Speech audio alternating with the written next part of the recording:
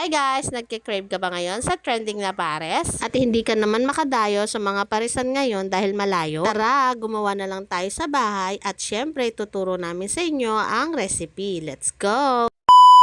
Sikat na sikat talaga ang mga parisan ngayon. Paano ba naman kasi guys, napakasarap nito at mabubusog ka talaga at sulit na sulit ang bayad mo. Kaya ayan, pati kami nagdagdag na rin ito sa aming menu. Yes guys, nagdagdag din po kami ng pares sa aming menu. At balak nga po din namin guys na ang sabaw nito ay ibibigay namin for free sa aming suki na nag-o-order ng silog. O diba, may silog ka na, may sabaw ka pa ng pares. So eto na nga, bumili lang kami ng halagang 150 pesos na laman ng baka. Tapos pinakuluan lang namin ito sa isang kaldero. Dahil ito guys ay ito yung pinakamatagal na maluluto. Kaya ayan, nilagyan ko na din yan ng toyo. At itong mga ito, onion leeks, chopped onion, siling green, luya, star anise, pamintang durog, at laurel.